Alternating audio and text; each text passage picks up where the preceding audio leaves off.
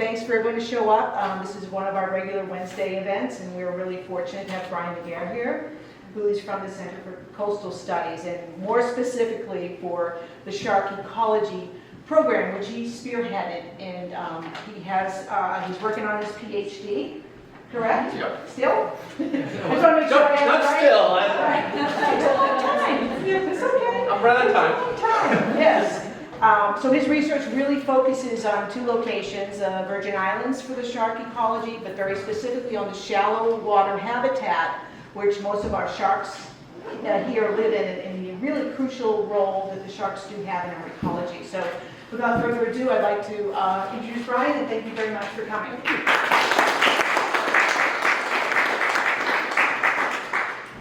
Good evening. As introduced, my name is Bryan Legare. I am a biologist at the Center for Coastal Studies. I manage the Shark Ecology Research Program. And when I say I manage the Shark Ecology Research Program, it's me, and I'm a lot to deal with.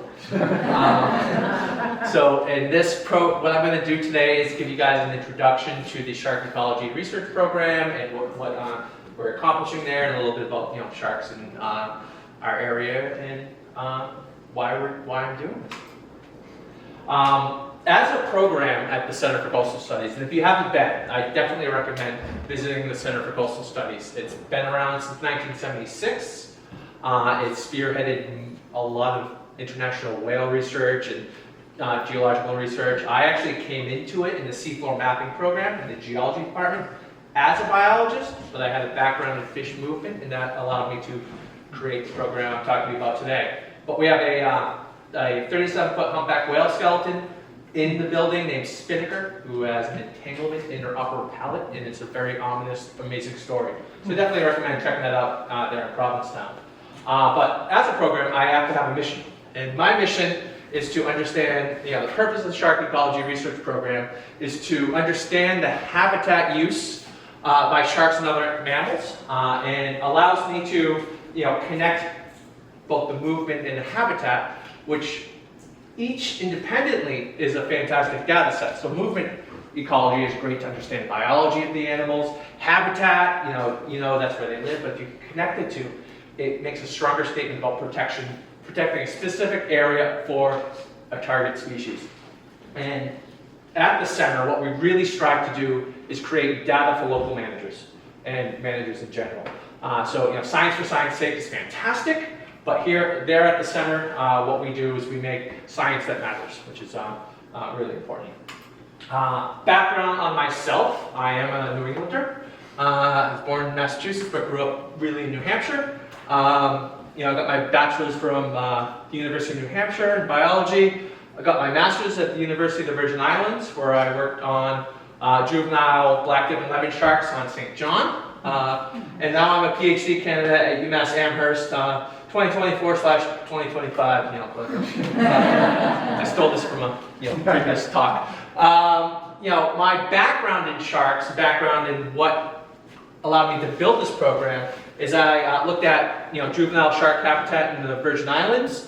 I worked for the state of Texas for 3 years before moving to Provincetown on oysters. I didn't even know there was like an oyster industry in Texas before I moved there, but it's quite large. And I learned how to map and do large-scale oyster restoration stuff, which allowed me to get to the seafloor mapping program here. So now I can combine two different data sets, fish movement and habitat, and create this really cool program. One thing that always causes me to tick every time someone comes up to me and goes, "How are the sharks? What are the sharks doing?" I know you guys mean white sharks. I know you guys always mean white sharks when they're around here. But there's dozens of species of, there's over 500 species of sharks in the world, and there's dozens of them around here alone. Even your little dogfish, the ones that you get angry at for stealing your bait, they're sharks. You get sand tigers, basking sharks, which are, the biggest number 2 in the world because they get no credit compared to like the whale sharks. The whale shark's the largest fish in the world, and it's really cool. But this one is super cool, and you can see it right off our waters here. Makos and blue sharks and all these other sharks are in our waters, and they're really cool and really important. But I know what you guys mean when you say sharks. You mean white sharks. And when you see a fin in the water, it's not always a white shark. This guy is a basking shark moving through Provincetown Harbor. And what you can do when you're at the beach versus freaking out and calling me is you can look at the fin. They got a great guide that John Chisholm, who's now at the New England Aquarium, came up with to look at the fin shape to determine the difference between basking sharks and white sharks. Let's see. It's with this big file, so sometimes it takes. Can we interrupt you to ask questions as you're going along, or do you want us to wait till the end? I prefer to wait to the end unless it's really burning you. Anyone have any idea what this? Exactly. I get more calls about a shark in the ocean with this, and the first thing I ask is, was it going like this? And then, no, it's a sunfish, which is, again, one of the coolest, largest bony fish in the ocean. They are one of the goofiest animals you're going to come across. They're super cool. They eat, planktonic and things like, jellyfish and whatnot. They actually can breach and jump out of the water, and they're just goofy and great. This is Wealthy Harbor, just flopping around. It's like as we enter, go toward the fall, you see a ton of them off the backside. They're almost like speed bumps, which is kind of but now what we're going to get to is the meat of the topic, the white sharks, and why they've become such a media topic recently is because we have two things going on. We have the repopulation of the gray seals along the east coast, and the repopulation of the gray seals started with the ending of the culling and the protection in the 1960s in the state of Massachusetts, and then the Marine Mammal Protection Act in 1972, and the recovery of white sharks from historic lows in the 70s and 80s by management in the 90s and early 2000s. So the repopulation of these animals is, a management success story. The big thing that people come to me is like, oh, we never had sharks here. We never had sharks here. Well, in our limited, time frame, we did see sharks here. We didn't have abundant seals. When I was a little kid, you saw a seal. That was crazy. It was cool. Now they're just everywhere. But if you ask your great-great-great-grandparents, they were here. They were abundant, and they were apparent. Thoreau wrote about white sharks here on Cape Cod in his book Cape Cod about why you don't go to certain beaches in the summer. So historically they were here, then they were absent due to anthropogenic influences, and now they're back through management efforts. So we're now going through what I call a cultural change. And that cultural change is including sharing space. These sharks go in shallow water because a lot of their food is in shallow water and or on land. The seals must, haul out to rest. So the larger sharks come in, anything around 10, 11 feet, switches to eating more mammals than not. But they all also eat fishes. And you can see here, stealing a little bait there. They'll kind of learn to take passes off of people's baits and stuff like that, and occasionally, they can beach themselves. They're getting up in shallows because that's their habitat. And with that, there has been some negative interactions, including a fatality in September 2018, September 15th, 2018.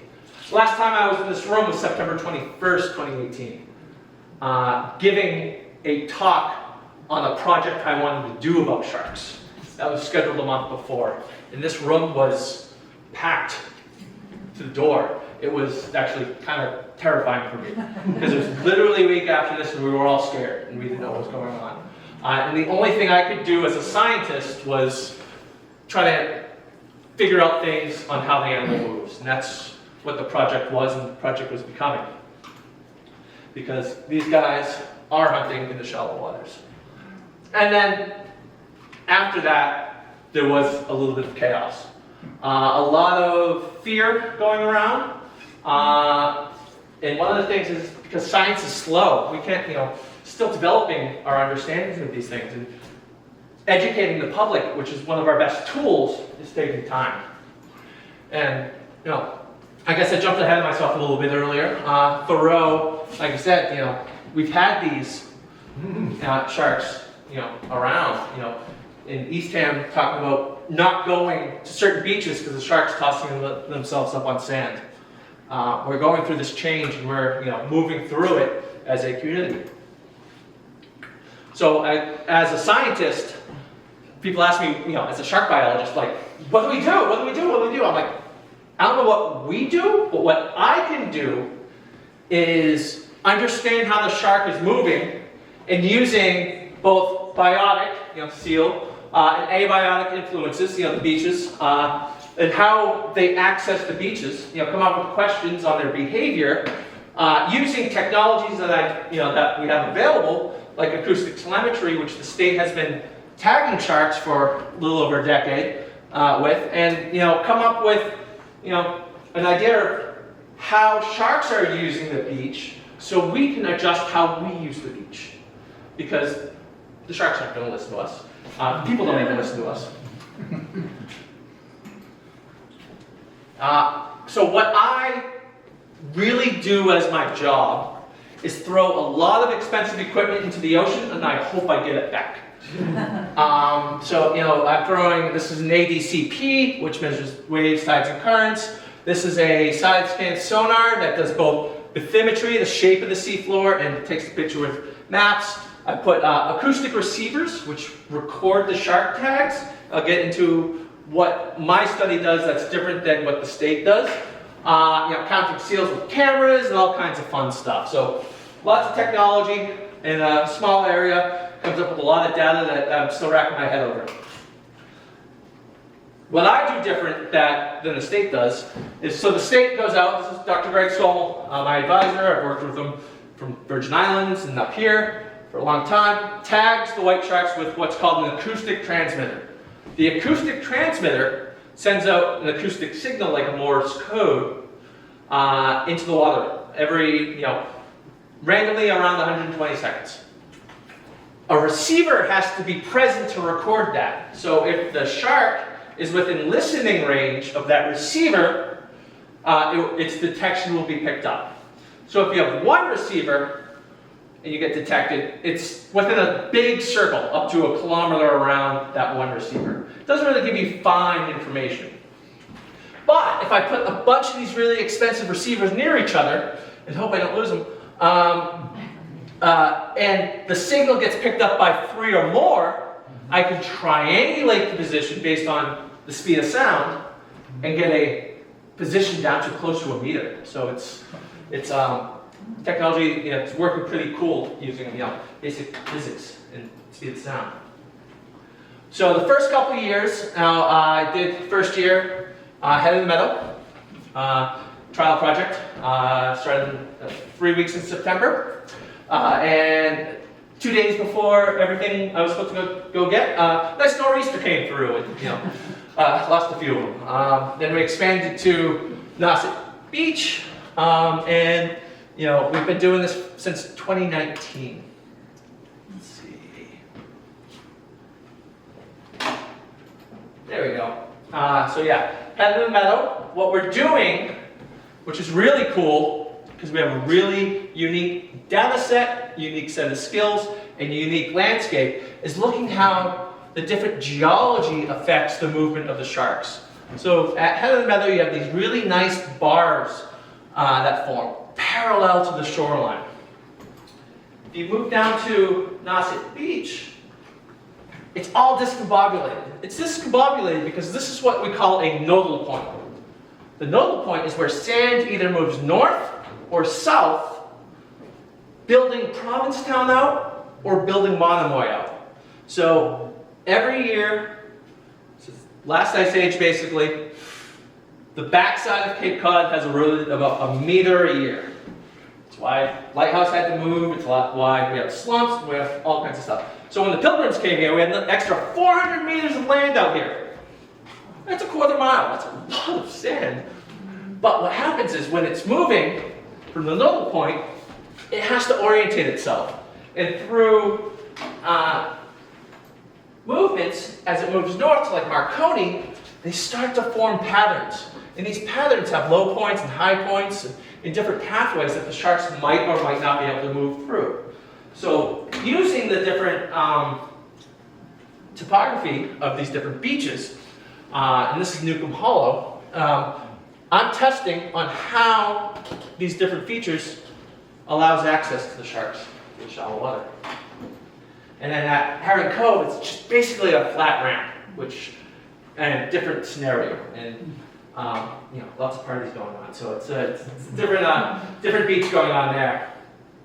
So, like when I said, I get one ping, multiple receivers. Hopefully, I get a shark moving through.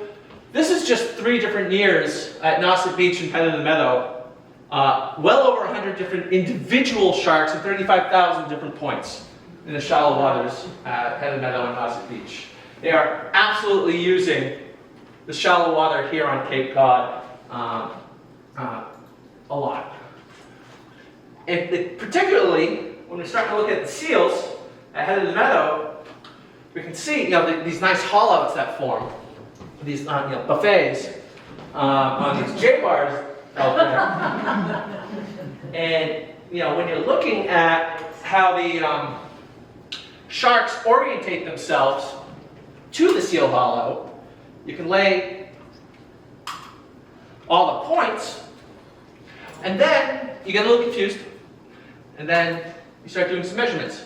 This is a heat map, and you can see the density of shark points. So basically, when the shark's moving through the area, the slower it goes and the more it hangs out at a specific point, the more detections you're going to get.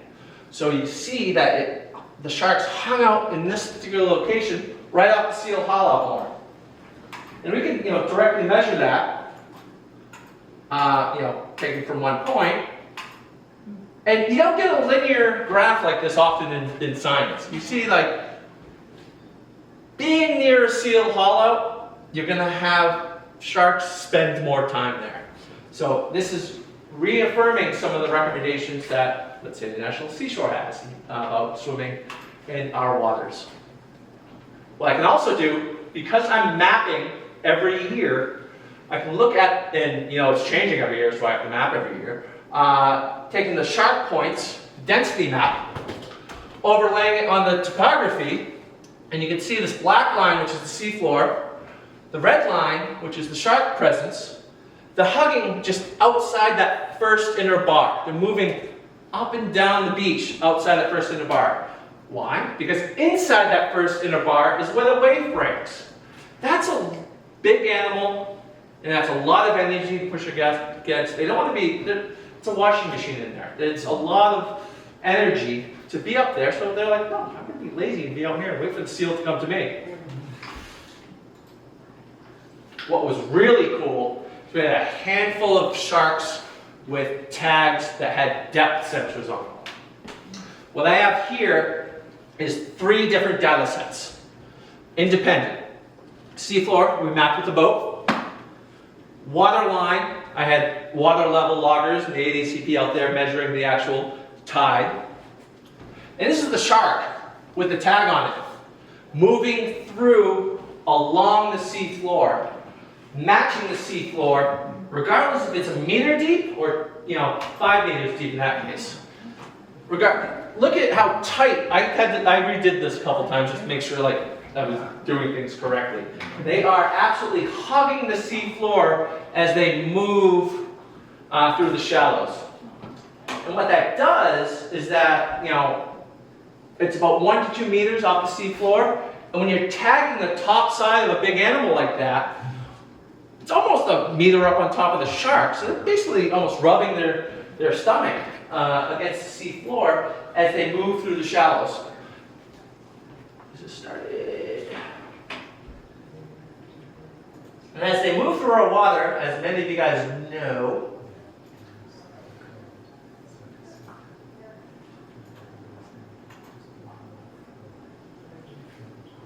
anywho, you barely can see the shark anyways in this video, because that was the point. So, in our nearshore turbid waters, and a shark hugging the bottom. The shark in this video, you don't necessarily see until it's right up next to the camera. So the big takeaway I have is there's a lot of people talking about like, how do we control the beaches? How do we keep them safe?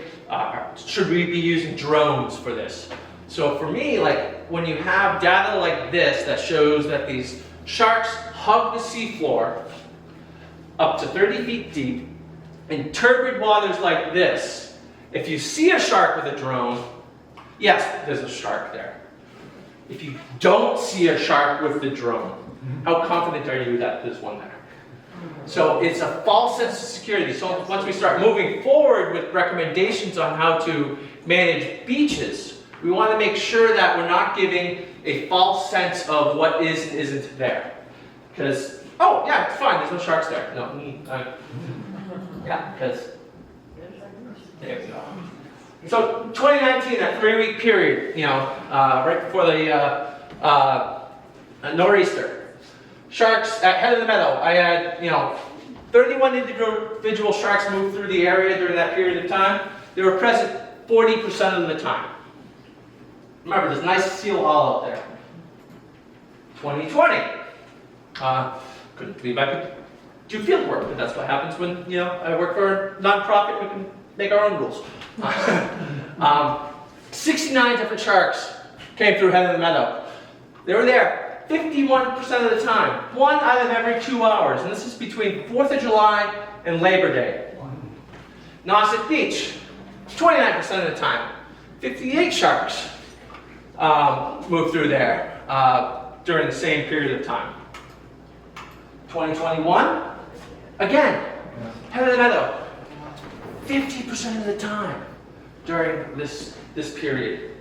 Nauset Beach that year, though, it was greater than 60%. I'm not exactly 100% sure what's going on, but there was a lot more bass, I think, that year, and a lot more other biological stuff going on that probably kept the sharks sticking around a little bit. In my years are getting blurred, 2022, the National Seashore stepped up and funded a project to continue the project and expand it to Heron Cove, Newcomb Hollow, Marconi, while keeping the other 2 sites. And at Nauset that year, we had 54 sharks, 37% of the time, so basically 1 out of every 3 hours.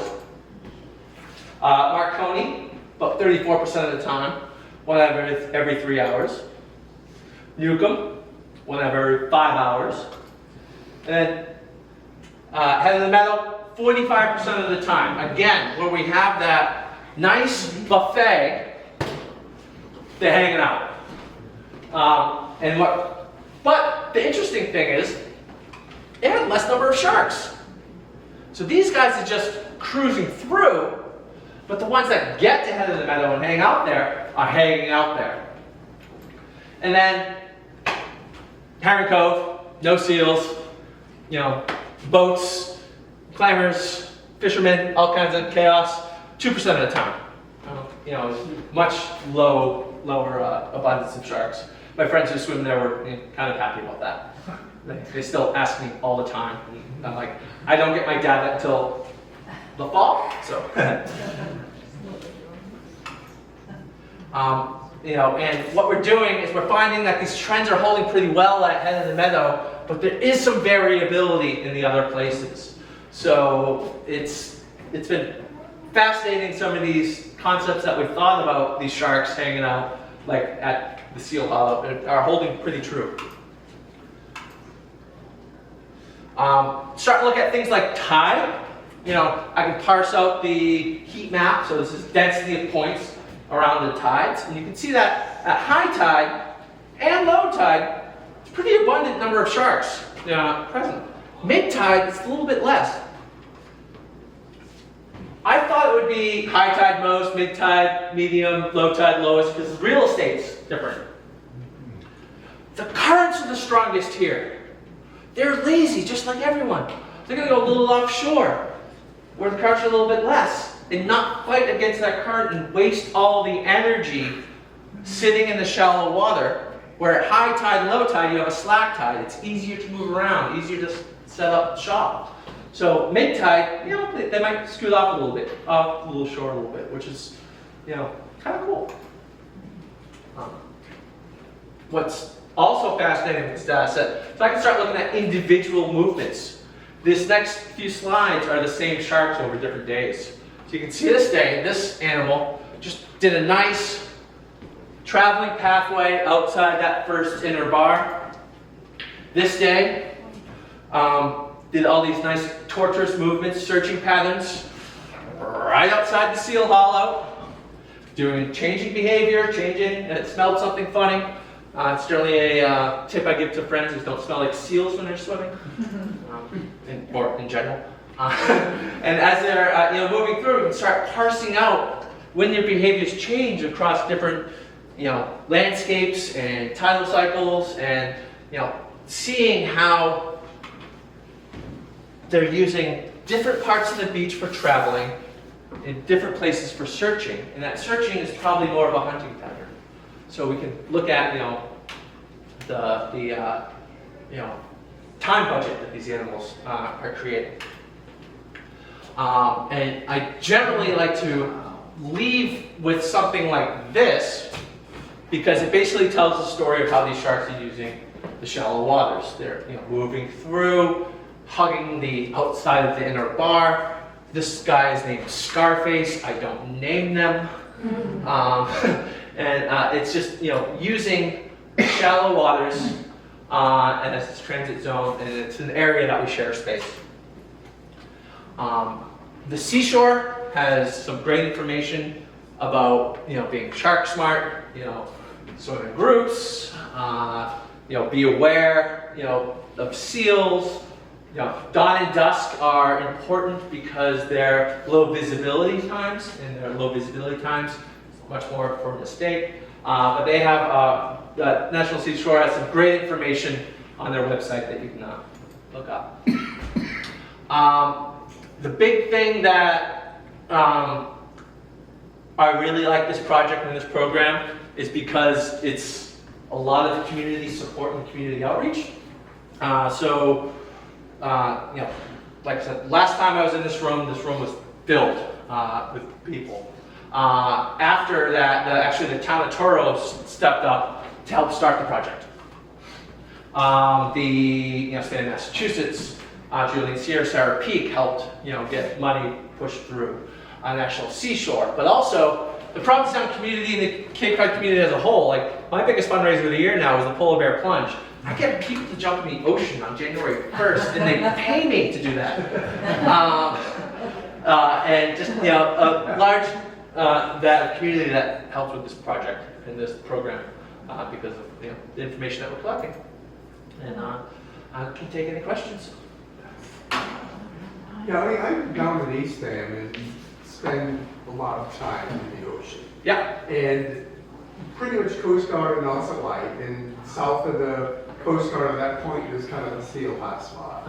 And over the last 5-6 years, our behavior of the guys that get in the water has changed considerably. There's no more swimming a quarter mile out and back in, or swimming along the shore, like that. And we go at low tide, and we pretty much body surf. Yeah. You're going at low tide, you're not going at dawn or dusk, following all the things they say. The one really encouraging thing I heard from you is that the sharks don't like coming so close to shore after the waves are breaking, because it's too much work for them. Yeah. And basically when you're body surfing, you go about 10 yards past where the waves are breaking. Yeah.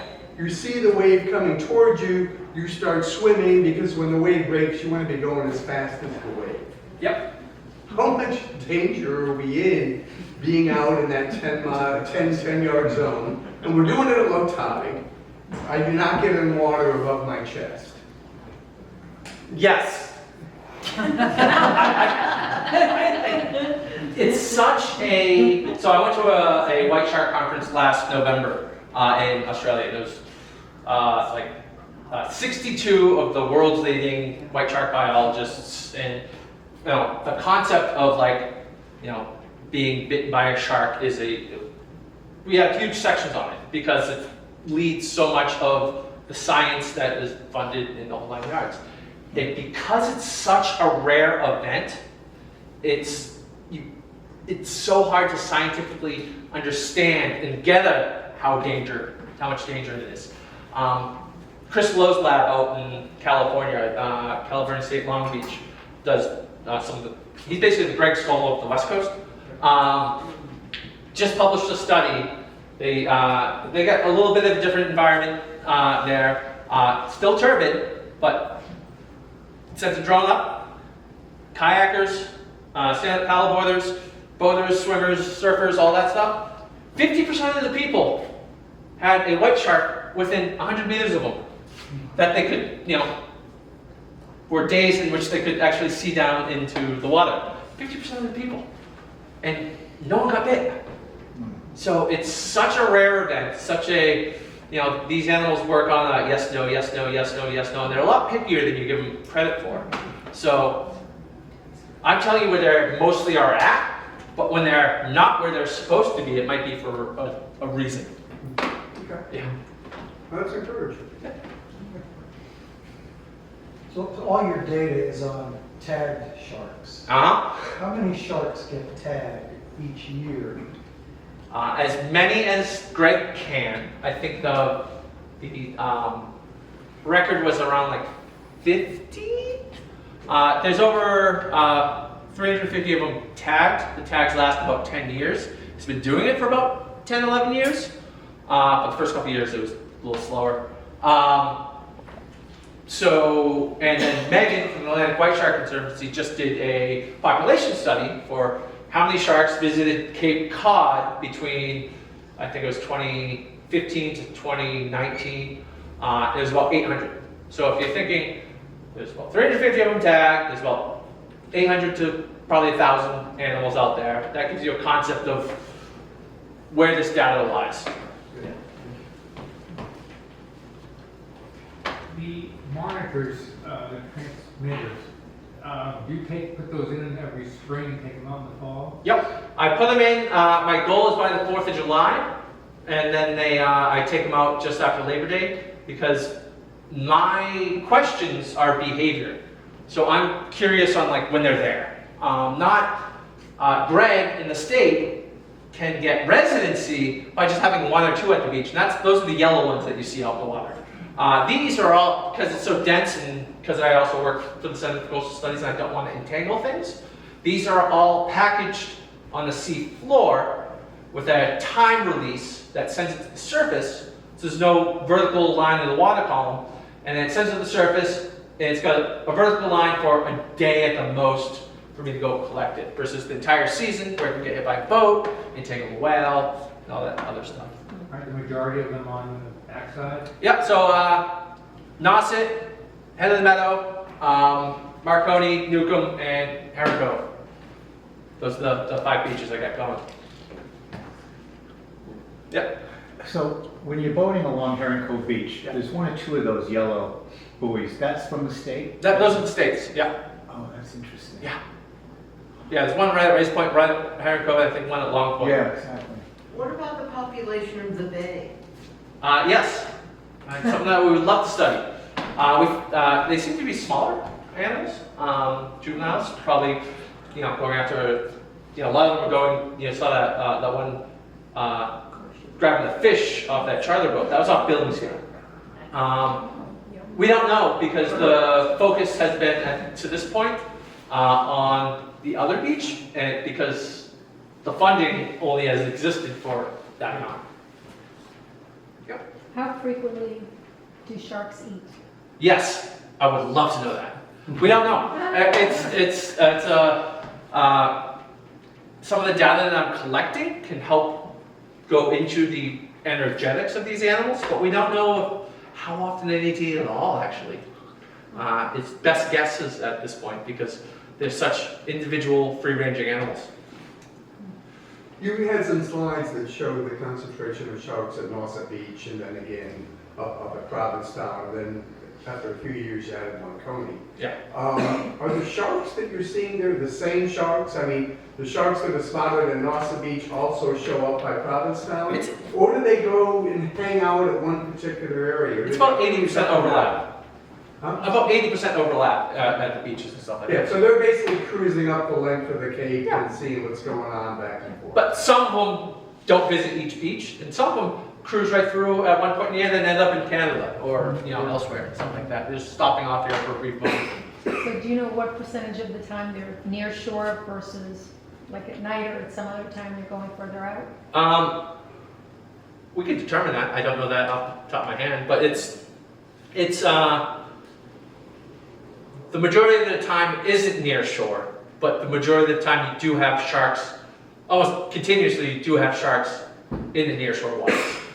So the individual might be, small amount of time near shore, but the, a shark is around. Just a curiosity question. How far reaching are these tags monitored? I mean, does it go all the way our coast down to Florida? Yeah, so one of the reasons we use this particular tag and this technology is that there are acoustic receivers used by dozens and dozens and dozens of different researchers from Canada all the way down to Florida. I just put some in May in the British Virgin Islands for some other shark research and throughout the Caribbean, so in Gulf of Mexico. So yes, there are these receivers and there are data sharing networks. So when that researcher downloads the data and they go, what tag's this? Is a way of getting the data back to us. You know that a shark has gone from Massachusetts to Florida. Yep, What happened? exactly. Yeah, no, it's really cool. I just always assumed that they liked cold water. But I've moved from here down to the Gulf of Mexico, and they're showing up in big numbers down there. So is that false, that they're not a cold? So they like temperate water. So their range historically has been basically Newfoundland down to Caribbean. They're prevalent, in the areas in which, pinnipeds are, and they would often go down off of Florida where a lot of the whale calving grounds are. That's why they show up off Jacksonville a lot in the winter and stuff like that. Basically, that's what they do.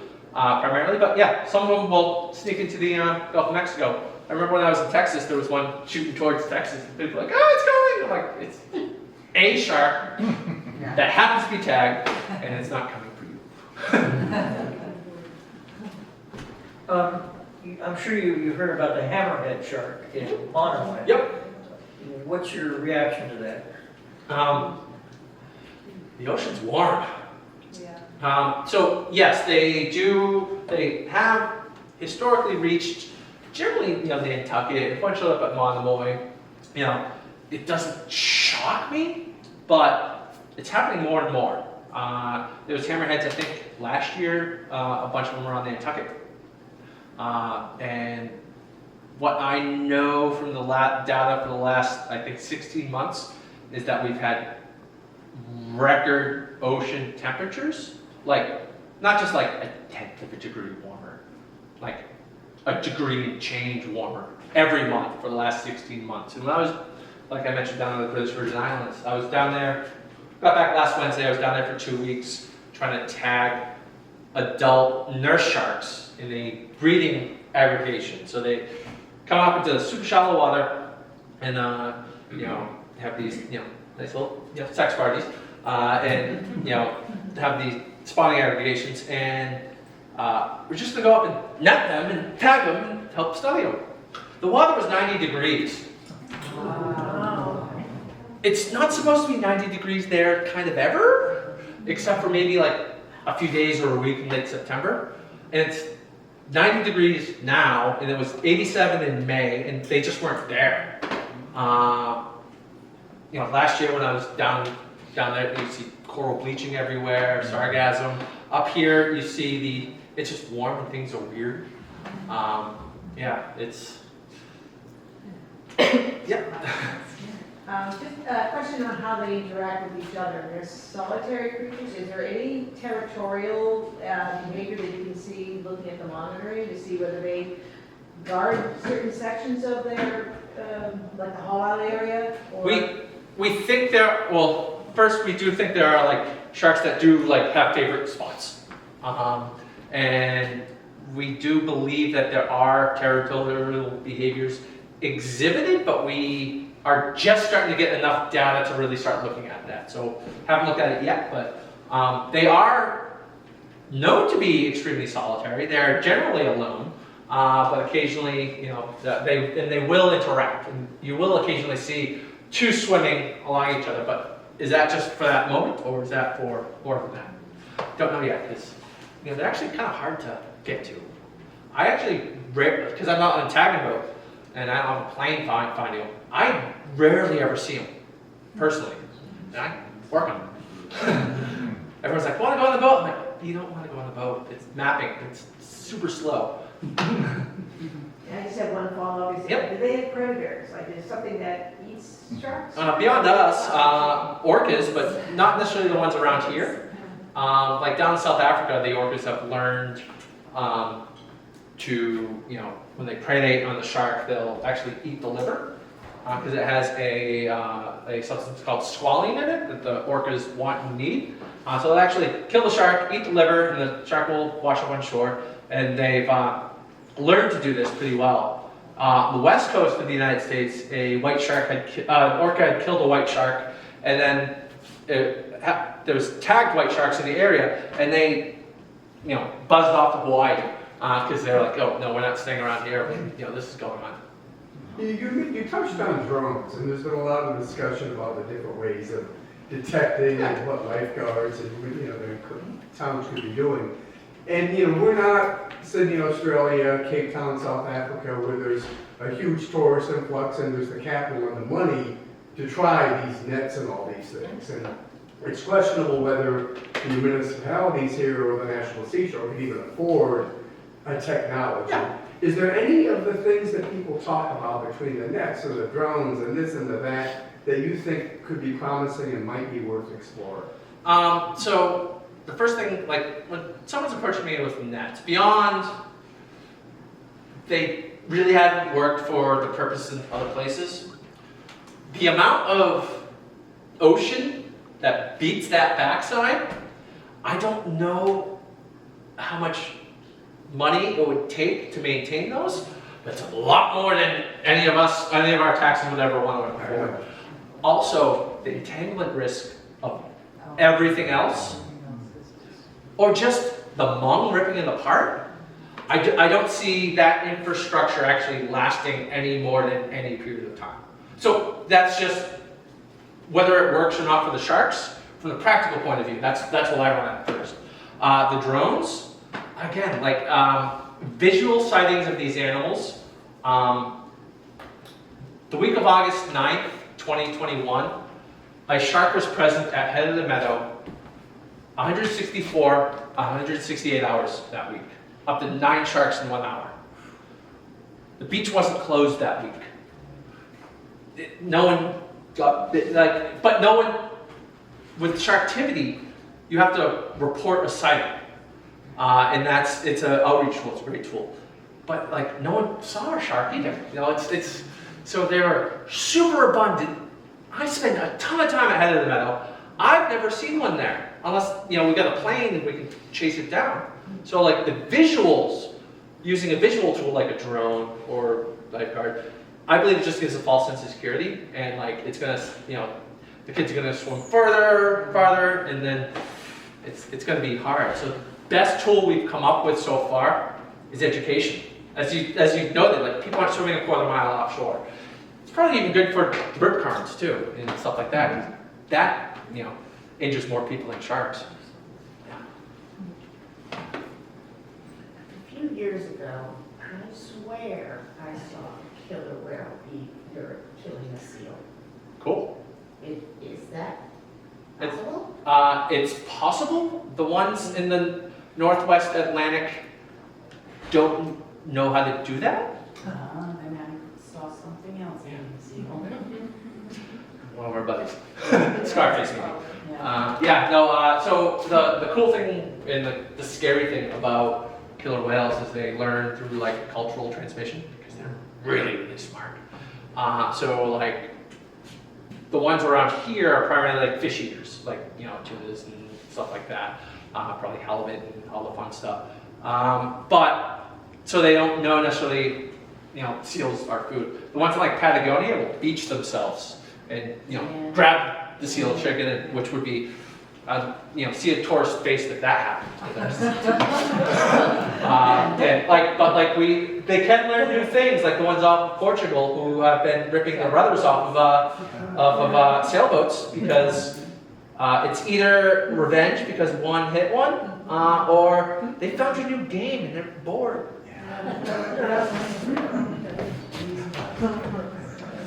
Any other questions? Where's the BBI? Is it the nurse shop? Nurse shucks. I'm doing majority of the work on Anagata. Oh, Yeah, cool. yeah. With No, it's, the coral. yeah, it's fantastic. Yeah. Very neat. And I've got a bunch of cards out on the front desk if you guys like those. And then, Well, let's give a round of applause.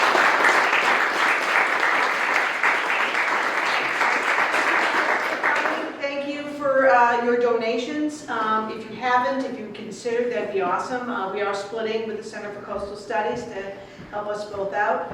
Look at our online auction, take one of our little things down, learn more about the Truro Historical Society. We'd love to see you back. It's a beautiful place to visit, so we hope to see you guys soon. But thanks again for coming. Thank you.